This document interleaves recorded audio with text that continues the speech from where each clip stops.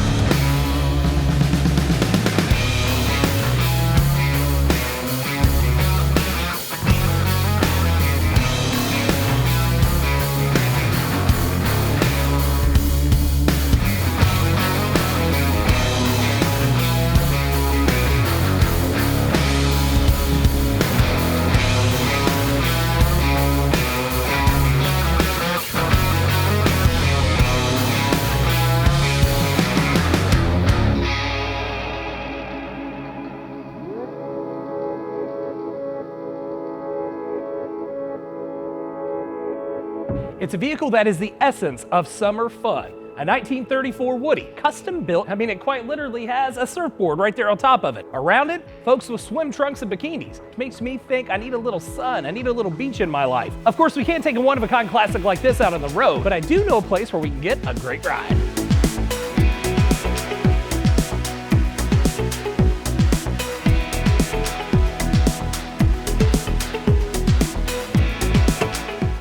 For our spring break adventure, we're gonna need a proper set of wheels. Let's go see these guys at Audubon Chrysler Center about getting a mode of transportation. For the perfect spring break trip vehicle, I was thinking Jeep Wrangler. The guys here at Audubon agreed. It's the all-new 2018 Wrangler, and at first glance, it's just like the Wranglers we know and love from Jeep. But this new and improved Wrangler is the most capable Wrangler ever. On the inside, a 7-inch reconfigurable driver information display with a 7-inch touchscreen. Under the hood, a 268 horsepower, 2-liter i4 turbo engine, 8-speed automatic transmission, and even more. Like I said, the Jeep you know and love from the past, redefined and improved for the future. They said the 2018 would be perfect. However, that one is sold. This guy right here is not. So let's go.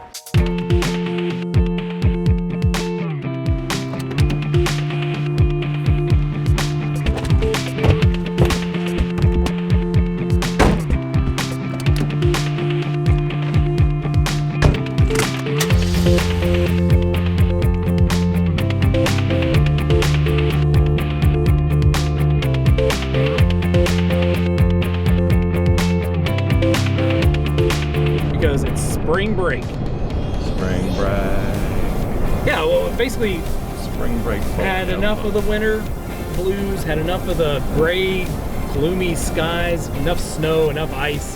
There's a lot of trees.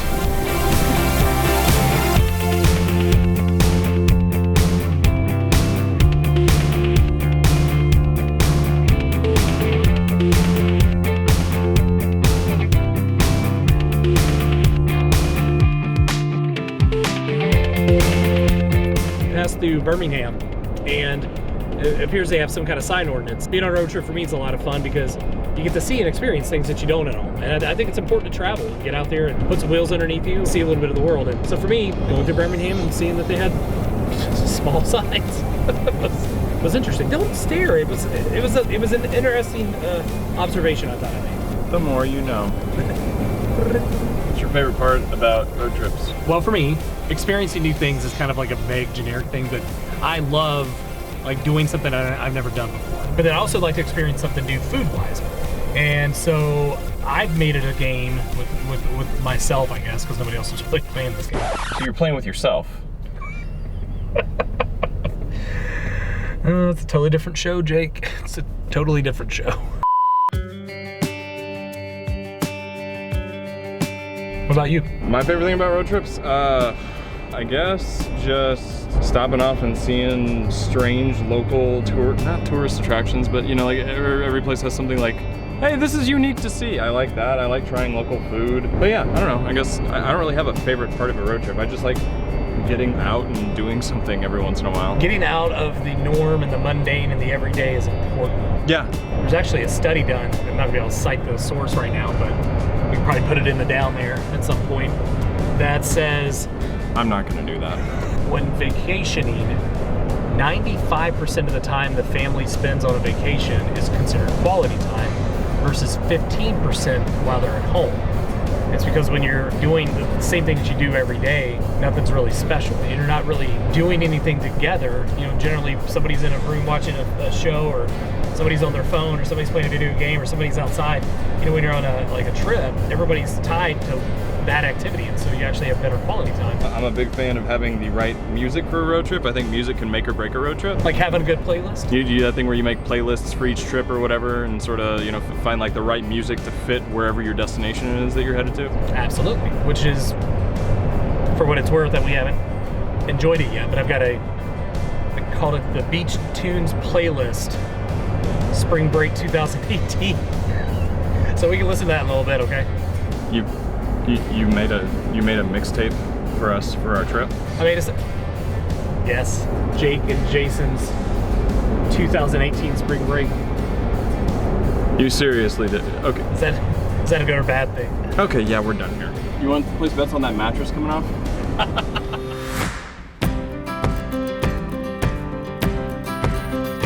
I thought you said we were going to Florida. What the hell are we doing in Alabama?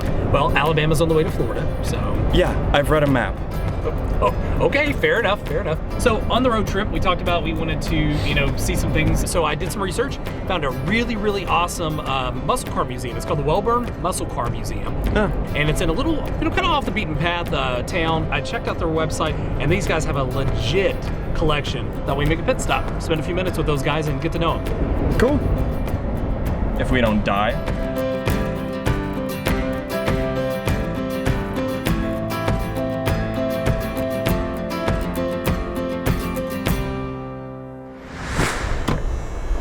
All right, so we made it to the Wellborn Musclecar Museum in Alexander City, Alabama. Alton's inside. He said he's going to show us around, and I'm excited to see what they've got.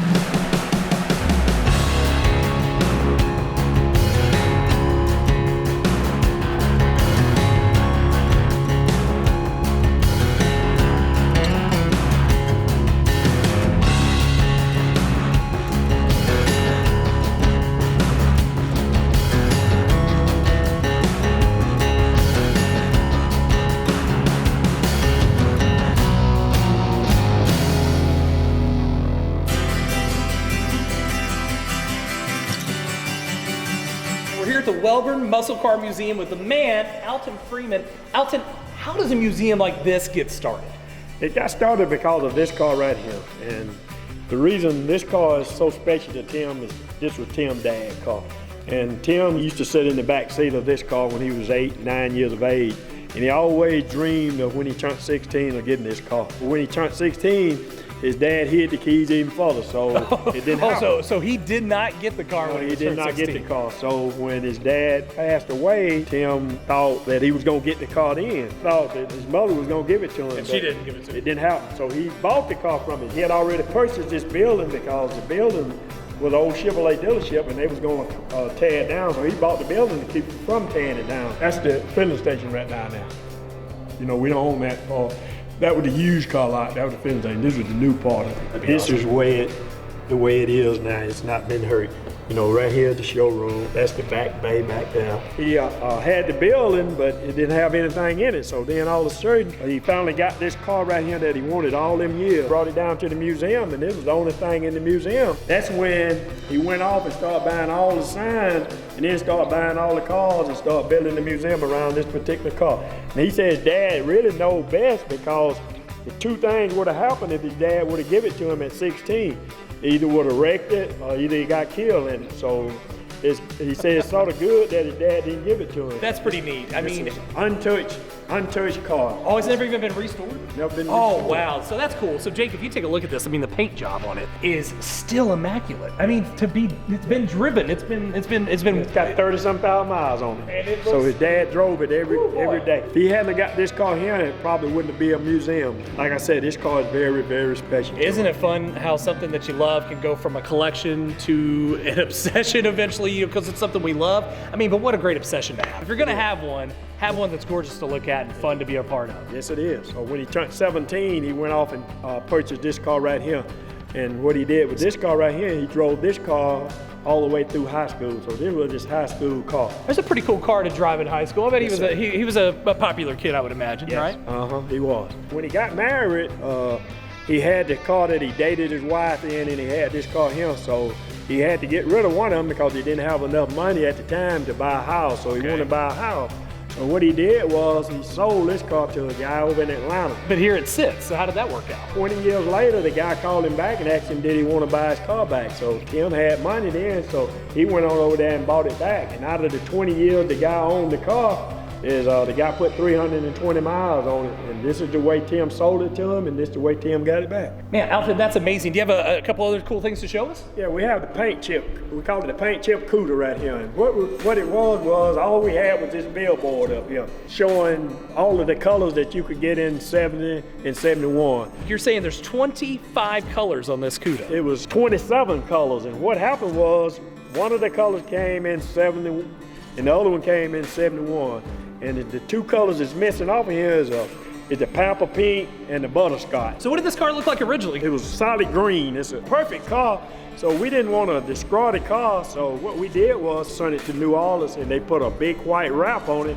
Then they taped it off and painted all the colors. We put the one wheelie bar, put the slick, we put the half of a roll cage, the funny pipe, and the mag wheels on the front. Yeah, that is super cool. And you don't see a lot of cars like this. No, this is the only one that exists right here. Alton, this is certainly a unique vehicle. Any others that are kind of like, special, one of a kind? Yeah, we have one of one over here. Wait, one of one? One of one. The only one in the world that exists with a white billboard on it.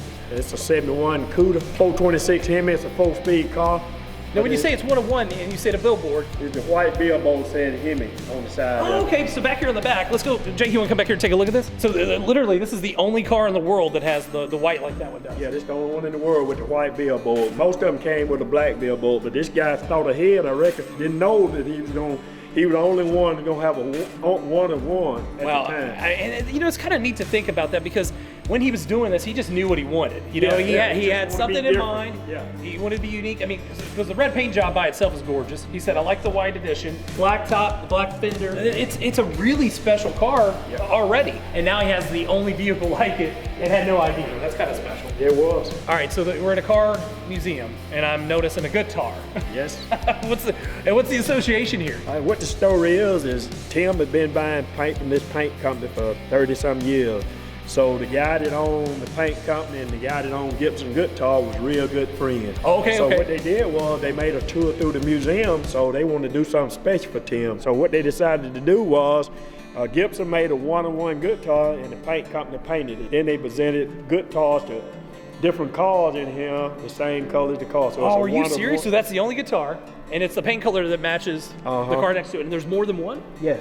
Matching guitar to the RT right here. Oh, and it's a different style guitar too. Okay, so that's a unique guitar that they said we're going to build custom. So I've got a vision of this car. So what guitar is going to go with it? What kind of style? Because it's got its RT in it. Oh, that's neat. RT over here, the purple one with the white convertible. It's got a good guitar in it. So it's built just like the car with the white stripe on it. And I know there's a lot of money in these cars. Probably a lot of money in those guitars, isn't there?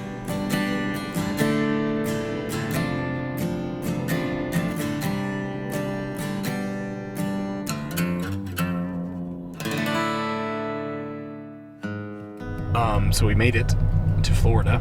We are in Florida. We've been in Florida for a little while. Florida is a deceptively large state, but we have a really exciting destination that we're going to get to. We are going to find the birthplace of one of the vehicles in our museum here in just a couple minutes, and that's exciting to me. There's been a lot of driving. I would like to find the birthplace of coffee. So we started our spring break adventure with our 1934 Woody in Evansville, Indiana. We made our way down to Florida to Tampa. The reason we're here is because we have found the folks that actually built our 1934 Woody, the Hercules Motor Car Company. We're gonna go inside and meet those folks right now.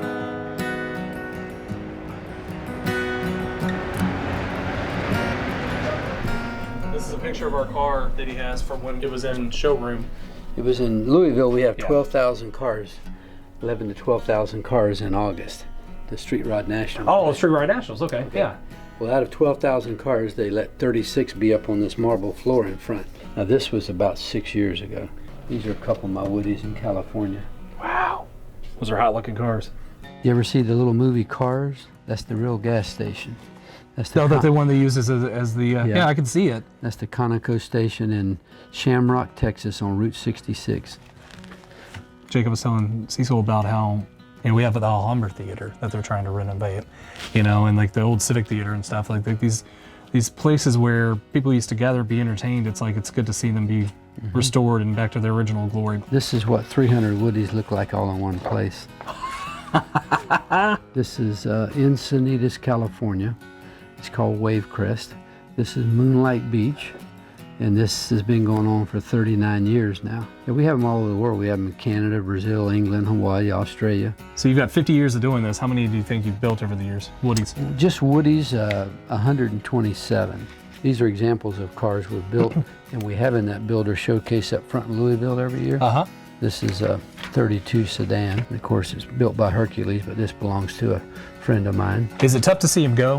No, because the nice part is when they go, I got jingle in my pocket. So no, I have no qualms at all to see them go down the driveway. So that's not a bad thing, okay. No, that's not a bad thing. I've been doing this 50 years, never had a bad check, never had a guy upset.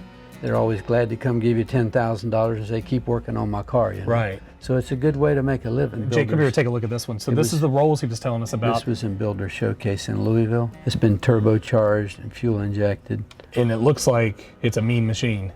I mean, it's not one that you would burn tires. But it could. I mean, they will burn the tires, but by and large, what these turbos do is they build boost, and they get going down the track or wherever you're going, then they get faster and faster on their own. Cecil, tell me about the first vehicle that you built. I mean, you've been doing this a while, right? My first and favorite vehicle that I've kept, and I still have in one of the buildings next door, is this 1923 Model T. So this is one that I built, let's see, about 1974, 75. When I started my company, I got drafted in 1967. Fortunately, I never went to Vietnam, but I went to the little West Texas town of El Paso, and I worked on the Nike Hercules missile. So that's where I got the name. That's where the name came from. Yeah, it's fondly called the Sea Cab because of its physical shape. But while I was in there, I built a T-bucket. It was in the magazine Carcraft, and it was a 9-month project, so I followed that project, and I built my own T-bucket, and the last thing they put on it was one of these brass radiators, like right there, and it was $250. Well, I was making $90 a month, so. So I put just a regular radiator. When I got out of the Army, I said I'm going to make my own radiator. So I did. I made a brass radiator because it's just a sheet metal project. It turned out pretty good, so I think I'll make another one, and I did. I made 600 of them. That's how I started Hercules. This is all memorabilia that I've collected over the years that it doesn't have any reason or rhyme. The one good thing about living in Florida, people don't realize it, but there's a lot of circus memorabilia right here for the simple reason that Ringling Brothers, this is their home base. Yeah, they just stayed down there. And then just about 10 miles south of here is a little town called Gibsonton. And that's where all the carnies hang out. Growing up here, I was exposed to being able to buy carousel horses. I have bumper cars, that kind of stuff in the circus. We have some talent, but this guy here is probably the most talented guy you'll ever meet. He made this sign for me as a gift because I've always been really good to him, and we're very good friends. He's just about in his late 40s. He's in Evansville? Evansville, Indiana. But this is the kind of work he does.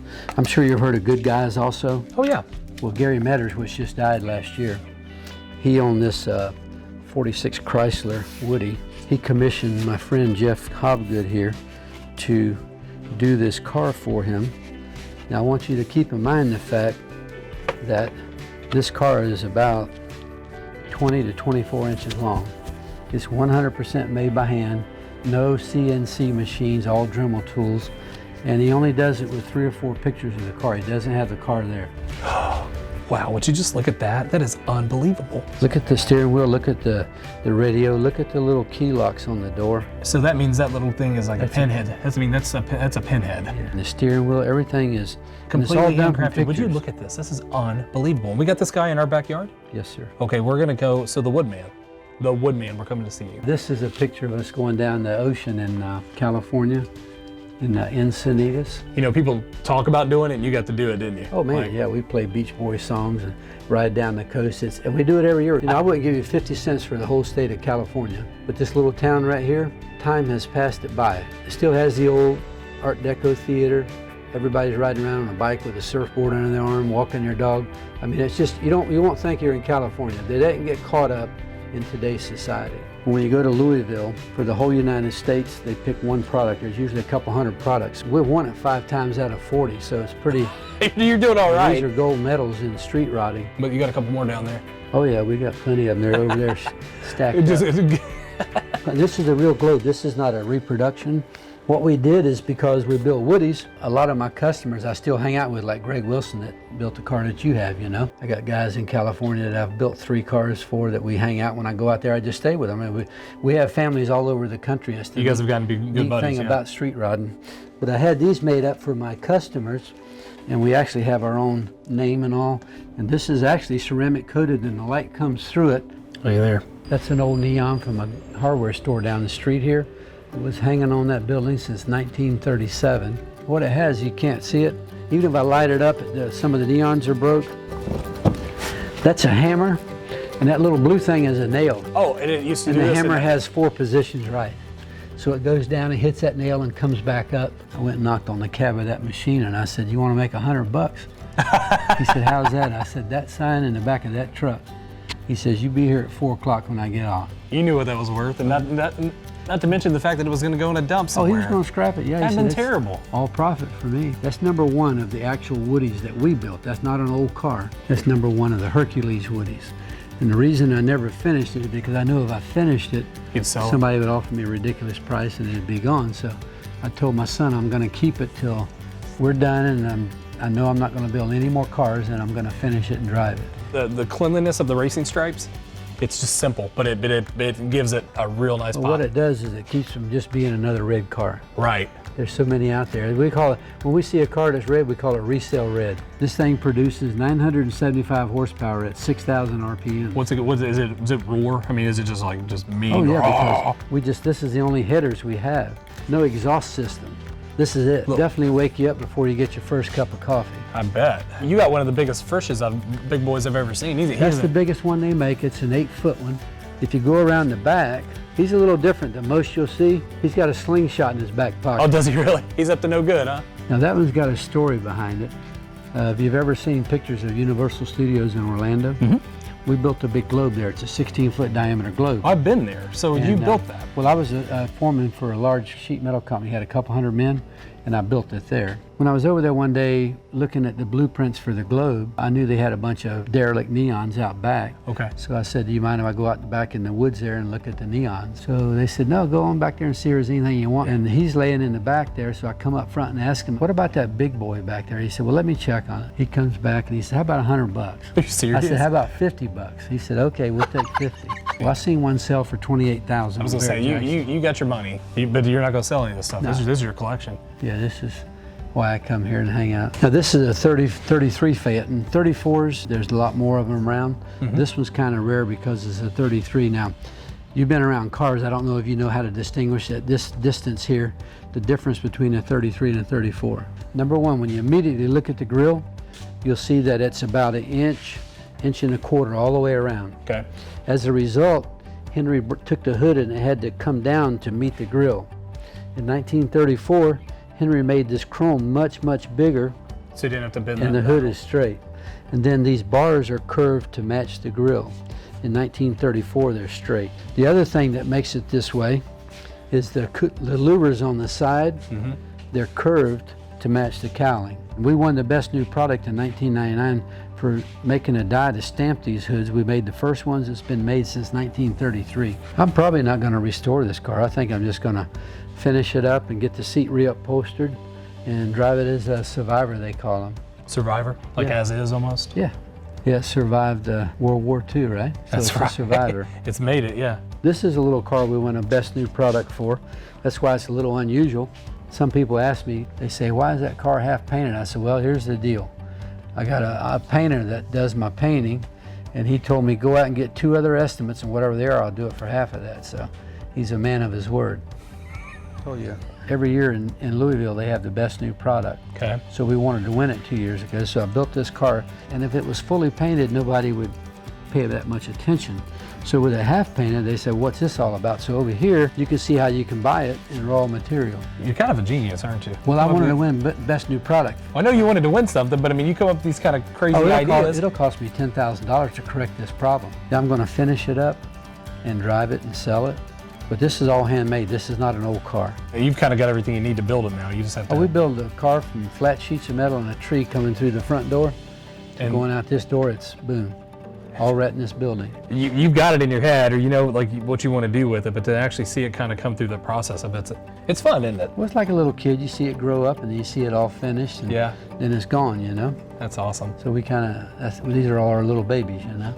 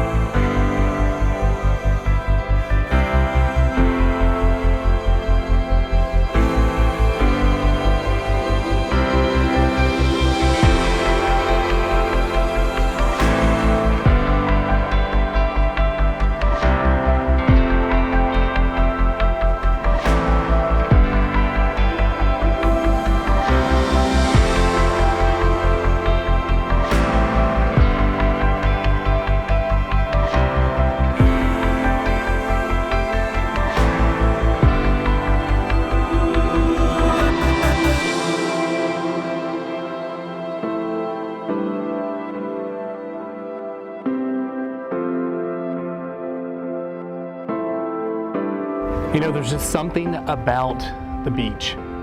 Water meeting land, we drive hours, we fly, we do whatever it takes to experience it, even just for a minute.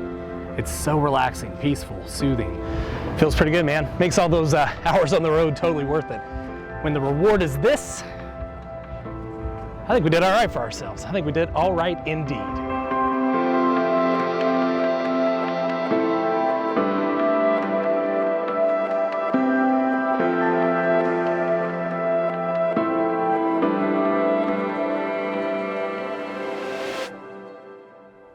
And just like that, our spring break adventure has come to a close. We drove a ton of miles, met some really cool people, and saw some really neat things. On the next episode, it gets even bigger.